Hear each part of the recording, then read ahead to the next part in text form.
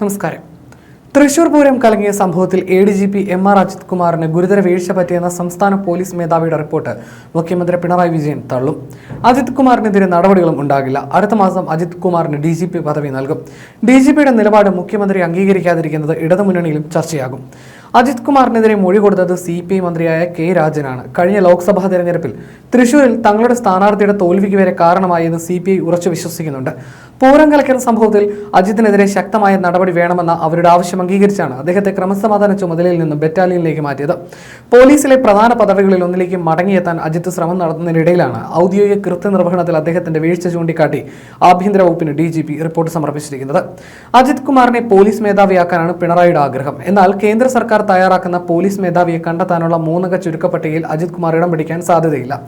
ഈ സാഹചര്യത്തിൽ മറ്റൊരു സുപ്രധാന പദവി അജിത് കുമാറിന് നൽകിയേക്കും. പൂരം കലക്കലിലെ റിപ്പോർട്ടിൽ CPIക്കും പ്രധാന പങ്കുണ്ട്. പൂരം കലങ്ങിയപ്പോൾ താൻ പലതവണ അജിത്തിനെ ഫോണിൽ വിളിച്ചെങ്കിലും കിട്ടിയില്ലെന്ന CPI മന്ത്രി K രാജന്റെ മൊഴി ആധാരമാക്കിയാണ് DGP റിപ്പോർട്ട് തയ്യാറാക്കിയിരിക്കുന്നത്. അർദ്ധരാത്രിക്ക് ശേഷം മന്ത്രി വിളിച്ചപ്പോൾ താൻ ഉറങ്ങിപ്പോയെന്നും ഫോൺ സൈലന്റ് ആയിരുന്നതിനാൽ കേട്ടില്ലെന്നുമുള്ള അജിത്തിന്റെ വിശദീകരണം അദ്ദേഹത്തിന്റെ വീഴ്ചയ്ക്ക് ന്യായീകരണമല്ലെന്നാണ് DGPയുടെ നിലപാട്. എന്നാൽ രാത്രി ഉറങ്ങിപ്പോയാൽ എന്ത് ചെയ്യണമെന്ന ചോദ്യത്തിന് സാധ്യതയേറെയാണ്. ഇതിൽ പിടിച്ചാകും മുഖ്യമന്ത്രി അജിത് കുമാറിനെ വെറുതെ വിടുക. പോലീസ് മേധാവിയായ ഷെയ്ഖ് ദർവേഷ് സാഹിബ് അടുത്തയാഴ്ച വിരമിക്കും. അതുകൊണ്ട് സാഹിബിന് ഭാവിയിൽ പ്രശ്നം ഉണ്ടാകാൻ സാധ്യതയില്ല. സാഹിബിന് അജിത് കുമാറിനോട് വ്യക്തിപരമായ പ്രശ്നങ്ങൾ ഉണ്ടെന്നും ആരോപണമുണ്ട്. ഈ സാഹചര്യത്തിൽ റിപ്പോർട്ടിന് കാര്യമായ പ്രസക്തി മുഖ്യമന്ത്രി നൽകില്ല. നെട്ടയത്തെ ഭൂമി കച്ചവട വിവാദത്തിൽ സാഹിബിനെതിരെ കേസെടുത്തിരുന്നു. ഇത് പിന്നീട് ഒത്തുതീർപ്പാക്കി പോലീസ് മേധാവി തലയൂരി. ഇതിനുശേഷം അജിത് കുമാറിനെതിരെയാണ് പോലീസ് മേധാവി നിലയുറപ്പിച്ചതെന്ന് വിലയിരുത്തലുമുണ്ട്. ലോക്സഭാ തെരഞ്ഞെടുപ്പിൽ സുരേഷ് ഗോപിയുടെ വിജയത്തിന് വഴിയൊരുക്കുന്നതിൽ പൂരം കലക്കലിന് പങ്കുണ്ടെന്നാണ് CPIയുടെ നിലപാട്.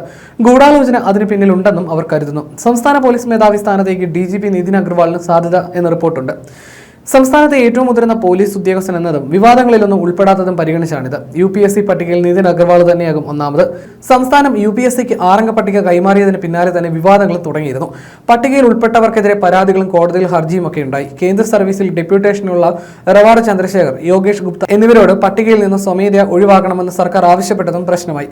സർക്കാരിന് അനഭിമതനായതിനാൽ യോഗേഷ് ഗുപ്തയുടെ സാധ്യത അടഞ്ഞ നിലയിലാണ്. റവാഡ ചന്ദ്രശേഖർ മുഖ്യമന്ത്രിയെ സന്ദർശിച്ച് പോലീസ് മേധാവിയാകാനുള്ള താല്പര്യം അറിയിച്ചിരുന്നു. എന്നാൽ കൂത്തുപറമ്പ് വെടിവെപ്പ് കാലത്ത് കേസിൽ ഉൾപ്പെട്ട ASP ആയ റവാഡയോട് സർക്കാരിന് താല്പര്യമുണ്ടാകുമോ എന്നതിൽ സംശയമുണ്ട്. ഈ സാഹചര്യത്തിലാണ് നിലവിൽ റോഡ് സുരക്ഷാ കമ്മീഷണറായ നിതിൻ അഗർവാളിന്റെ സാധ്യത തെളിയുന്നത്. അടുത്ത വർഷം ജൂലൈയിൽ വിരമിക്കാനിരിക്കുന്ന അദ്ദേഹത്തിന് പോലീസ് മേധാവിയായാൽ 1 വർഷത്തെ സർവീസ് നേടിക്കിട്ടും. ഡൽഹി സ്വദേശിയായ നിതിൻ അഗർവാൾ 1989 ബാച്ച് IPS ഉദ്യോഗസ്ഥനാണ്. CRPF, Indo Tibetan border police, SSB വിഭാഗങ്ങളിലും സേവനമനുഷ്ഠിച്ചിട്ടുണ്ട്. അതേസമയം യോഗേഷ് ഗുപ്തയ്ക്ക് ക്ലിയറൻസ് സർട്ടിഫിക്കറ്റ് നൽകാത്തത് വിവാദമായിരുന്നു. കേരളത്തിൽ വിജിലൻസ് മേധാവിയായിരിക്കെ അഴിമതിക്കെതിരെ യോഗേഷ് ഗുപ്ത നടത്തിയ നീക്കങ്ങൾ നിർണായകമായിരുന്നു. കണ്ണൂരിലെ CPM നേതാവ് PP ദേവിക്കെതിരെ പോലും നടപടിയെടുത്തു. ഇതോടെ പിണറായി സർക്കാരിന്റെ കണ്ണിലെ കരടായി യോഗേഷ് ഗുപ്ത മാറിയായിരുന്നു. തുടർച്ചയായ 3 കത്തുകൾ അയച്ചിട്ടും സംസ്ഥാനം ക്ലിയറൻസ് സർട്ടിഫിക്കറ്റ് നൽകാത്ത സാഹചര്യത്തിൽ കേന്ദ്ര ആഭ്യന്തര മന്ത്രാലയം വീണ്ടും ചീഫ് സെക്രട്ടറിക്ക് കത്ത് നൽകുകയും ചെയ്തിരുന്നു. മുഖ്യമന്ത്രിയുടെ മകൾ വീണ വിജയൻ പ്രതിയായ കേസുകളിൽ ED അന്വേഷണത്തിന് തയ്യാറെടുക്കുകയാണ്. ഈ സാഹചര്യത്തിലാണ് യോഗേഷിനെ ED തലപ്പത്തെത്തുന്നതിൽ നിന്നും തടയുന്നതെന്ന സൂചനകൾ പുറത്തു വന്നിരുന്നു.